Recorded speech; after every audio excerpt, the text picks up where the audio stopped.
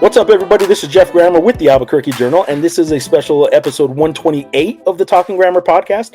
I spoke with Eric Olen last week with episode 127 of the podcast. I ended up splitting that podcast into two parts. This is episode 128, which is really part two of my conversation from last week with Eric Olen. This part is essentially breaking down every player on the roster, a comment or two on every player on the roster for the 2026-27 season, his second year as the UNM Lobo basketball coach.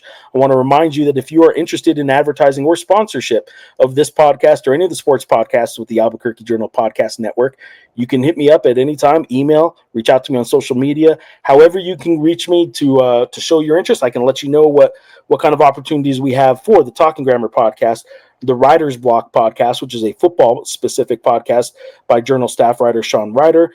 Plus, Sean and I have weekly shows, ABQ Journal Sports Live. We also have post-game football shows live with reader comments and reaction to the game, and pre-game Lobo basketball shows coming up once basketball season starts. So those 5 podcasts, I can help you out with advertising or sponsorship opportunities. We also have James Yotis about to start up his high school sports season, and his podcast will be coming back. David Globach is the new reporter at the Journal who's also going to be starting something up here pretty soon. So here's part 2 of my conversation with UNM Lobo basketball coach Eric Olen.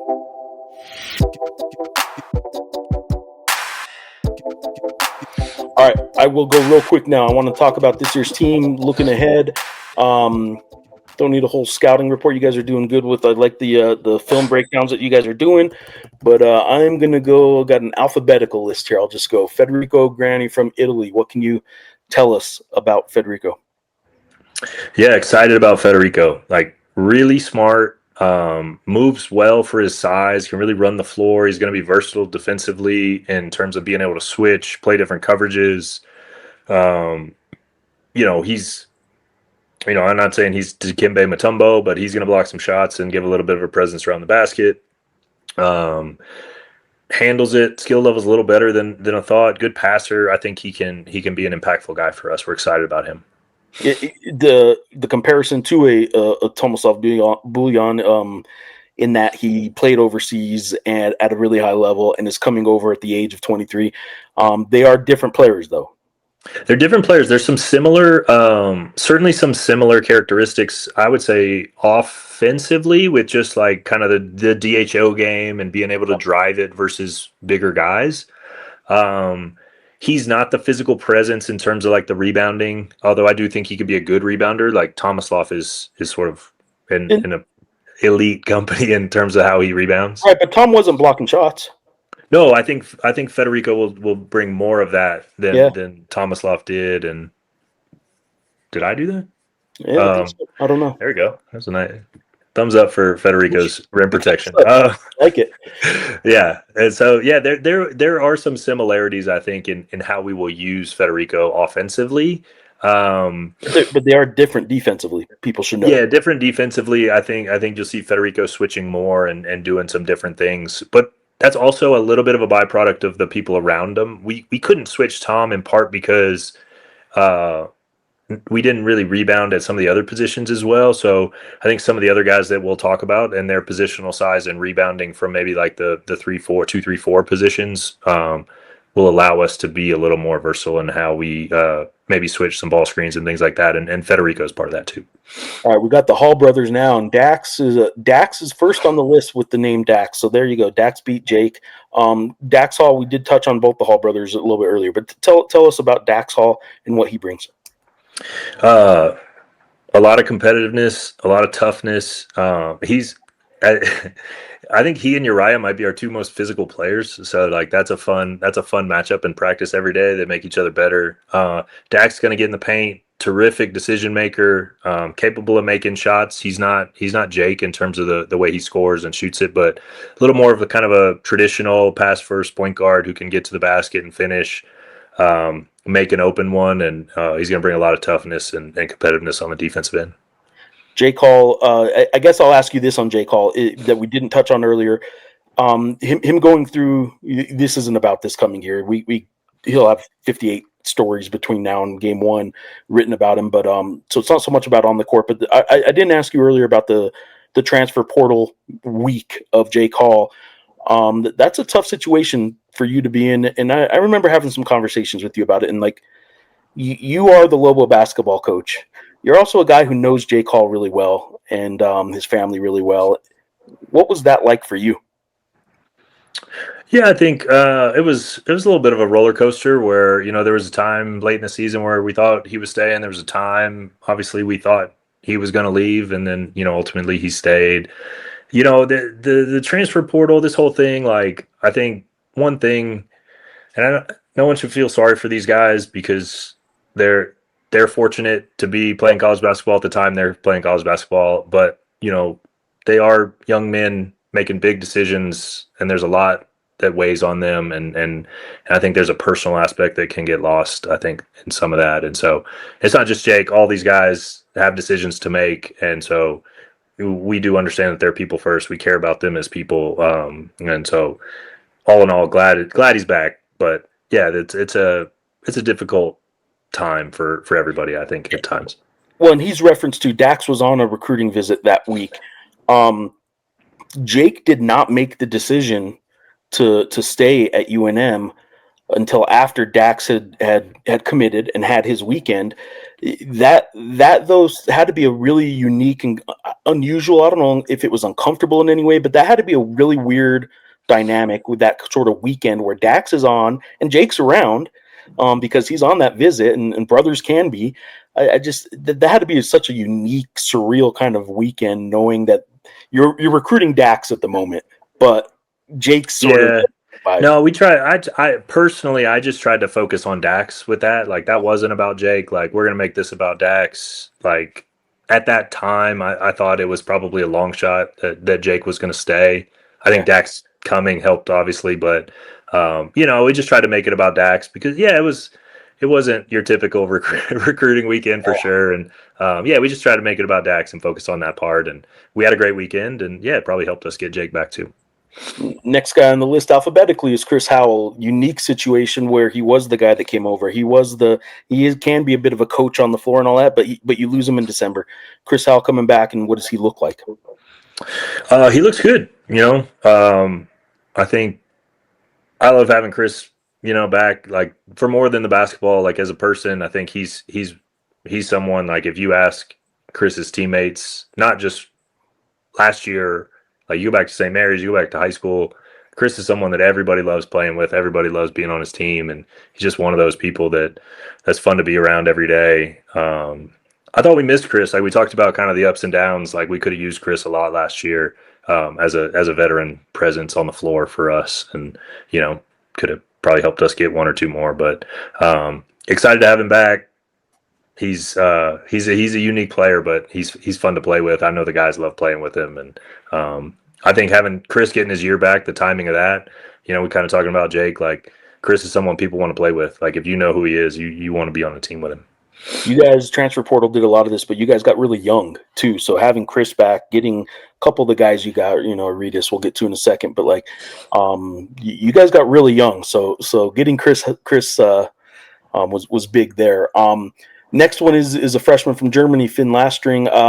I also want to ask this: do you have to be 7 foot to be called a center in an Eric Olen roster? Because he seems like a center, but maybe not. I did know that JT last year was listed as a center, but like, do you use a center? Like, is center even the right word in what you do?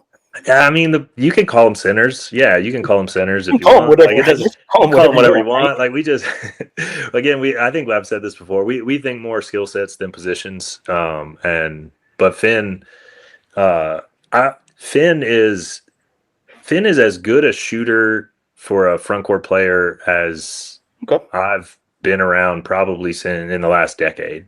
We had a kid at Division II shot 48% from three once, and I think Finn is right there in terms of shooting the basketball with anyone we've been around, in terms of stretch 48% for three is what we can count on then, right? Yeah, I don't want to set the expectation too high for Finn, but we had it with Jake last year, right? Like, if you see Finn go 1 for 12 from three in an exhibition, like, that's intentional. We want him to shoot it. There's no number that I would say is too many for him to shoot. Wow. Okay. Hudson Mays. Yeah, Hudson's a really good player. And, we've kind of talked about retention here, and it isn't retention. I've said this a couple of times, but Hudson is probably as close as you can get to a returning player as a transfer, down to the terminology. The differences in what we're doing and what he was doing last year are very, very minimal. So he's been able to hit the ground running. We kind of mentioned the value that we place on kind of perimeter rebounding. He's one of the best rebounding guards in the country last year. I think he's a big part of us being able to, maybe switch at different times, guard bigger, rebound the position, help us survive on the glass in smaller lineups. Some rim pressure that we're missing with some of the guys that left. Gets out in transition, terrific finisher, versatile defensively. Hudson's got a really, really bright future. Fantastic getting to tell his story too. The connection to Mel Daniels, Uncle Mel, and that was cool. You gave me the heads up on that, so I will thank you again for that, because that turned into just a really fantastic story that mixed what Albuquerque and Lobo fans love is a little Lobo nostalgia with a little Lobo current Lobos talk, and it just, a lot of people really like that story, and his mom helped out talking to Mel Daniels' wife, who I didn't realize Mel Daniels' wife was from northern New Mexico. I knew they had met at UNM and stuff, but I didn't even talk with her, and a lot came out of that story, so I appreciate the heads up on that. All right, Nate Maruthi, if I even said his last name right, a recent addition, Nate Maruthi. Yeah, so, not much to say. He wasn't with us in the summer, but excited about Nate. I think he's our kind of guy in terms of tough, smart, versatile, a little undersized, but terrific athlete, plays way above the rim. And he is 6'6", but he's a forward. Yeah, he's a forward, maybe even a small ball five at times. He played a lot of that, I think, throughout his career. But really bright kid, understands the game, great personality. I think, one of those guys that's going to really connect with his teammates and be a valuable addition for us. Can I call him a center if you play him small ball five? And if you want, yeah, sure. I can call him whatever I want. Regis Petritis is a guy that obviously a lot of people here know and remember, and I think fit-wise and for a lot of reasons, I think he does things that I think could look fantastic in what you guys do offensively and defensively. I do worry, and I do caution people, like the injury he had, I don't see how the injury he had, he can be 100%, but he tells me he will be, and he looked fine at the open practice. But I will caution people a little bit. The injury he had is one that takes a while to get over.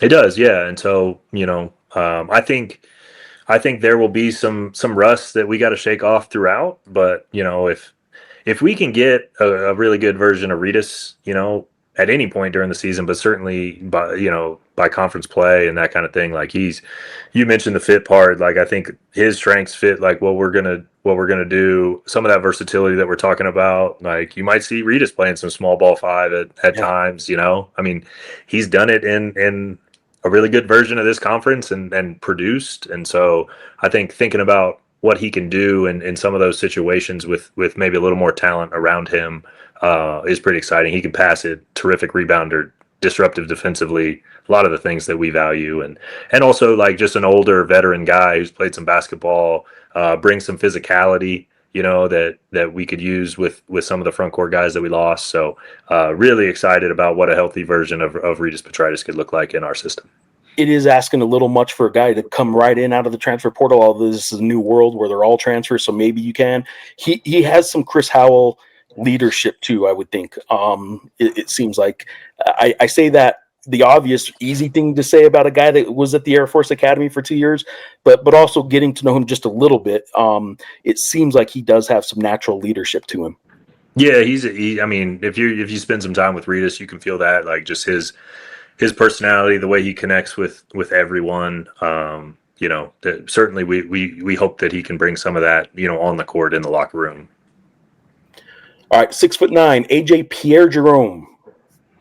Yeah, AJ coming from a really good junior college team, brings some size and athleticism to the front court. Done a great job. Maybe one of the most improved guys throughout the summer. I think probably the biggest kind of learning curve relative to the way they were playing. Like they didn't set any ball screens. We set tons of ball screens. Like just some things that are just different to relative to experiences. I think he's done a great job. Gets better every day. Work capacity is terrific. And just some of that size and athleticism that maybe we were missing. So excited about AJ. He's done a great job this summer. 1-2 punch of Austrian kids from Austria. Benjamin Benny Shook, the 6'9" freshman. Yeah, Benny is a unique player in college basketball, or maybe basketball in general. Like 6'9", he's more, I know I said I don't care about positions, but he's more guard than forward, just in terms of like, he's in as instinctive a passer and playmaker as I've ever seen. Just sometimes to his own detriment, and we're working on some of the decision making, but like the way he processes and sees the floor is pretty special. He's one of those guys where everybody's sort of one pass away. He thinks everyone's open, and but gets out in the open floor, juices transition, makes plays for other people, and I think just with his size and skill set can be a matchup problem for people. Imran Soljanovic. See how close I got to that last name. I don't know, but Soljanovic, pretty good. Imran, like really talented. I think again, just size, athleticism, ability to shoot it off the dribble, kind of wired to score. We've seen that in some European competition where he's just really, scored with volume efficiently in high level competitions. I think he's a really competitive guy, really, really hard worker, driven to be good, works on his game. I think he's similar to Ritas, coming off significant injury. So, we'll see about timeline for his progression, but I think if and when Imran gets to full strength, I think he's got a chance to be really impactful. We're up to Uriah Tenet, and then one more. So Uriah Tenet, what can we expect out of year 2 Uriah? Yeah, Uriah had a really good freshman year. I think he probably had a better defensive freshman year than he did offensive, and I think that's an area that I expect him to take a jump. If he makes the jump shooting and the efficiency that I think he's capable of, then I think Uriah Tenet's as good as any point guard in the Mountain West Conference. And again, fortunate to have him come back. I think his comfort level in what we're doing is gonna really take a jump. Had a great summer. Another guy who's really, really competitive, really tough, brings a level of physicality even at his size, and obviously he's a lot of fun to watch when he gets out in the open floor, gets out up above the rim. So, Uriah, I expect Uriah to have a big time season. All right, last one, Tunde. If I got the first name right, I'll let you correct me if I'm wrong. But Tunde Valberg Fasasi.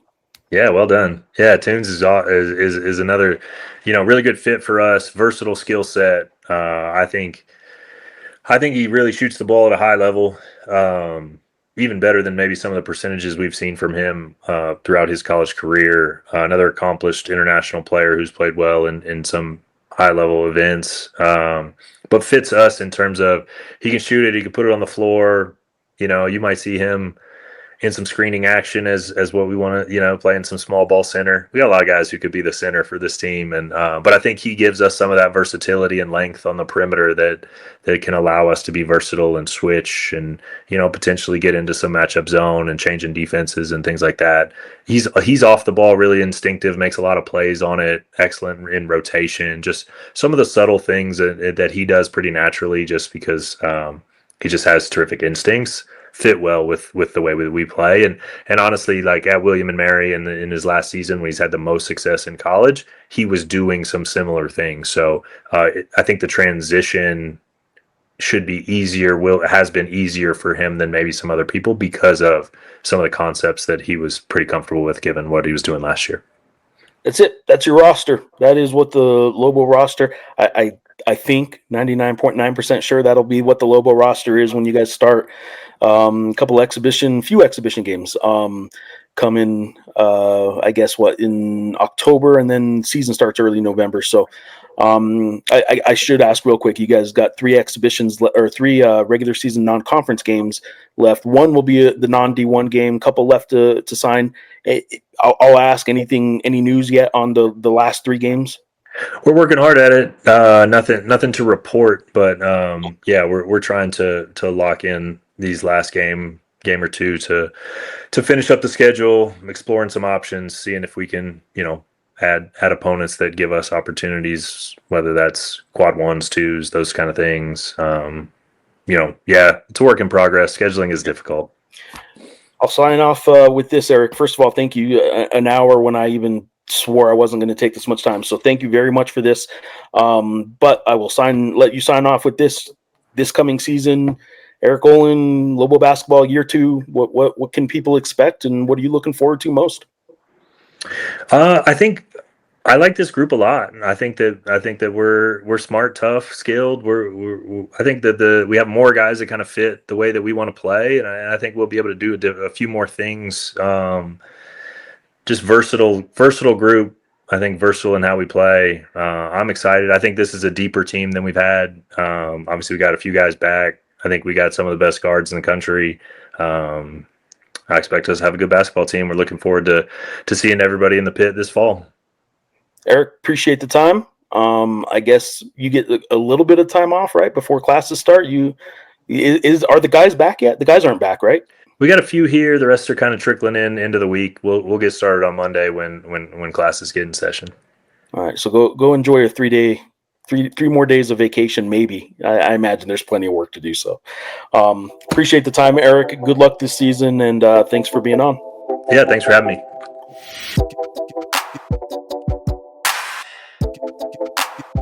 All right, there you go.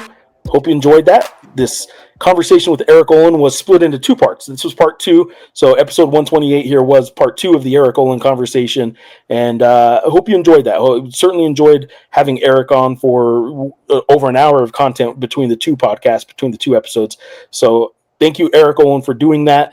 Season ahead should be a good one. I think Lobo basketball should be pretty good this year. The new Mountain West certainly creates some urgency, maybe some certainly importance to the non-conference part of the schedule.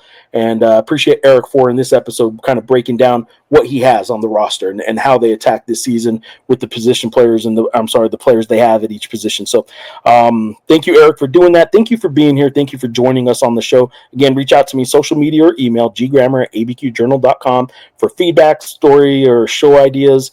And if you have advertising interest in this or any podcast at the Albuquerque Journal, let me know, and I'll help you out. For now, and until next time, thank you for being here.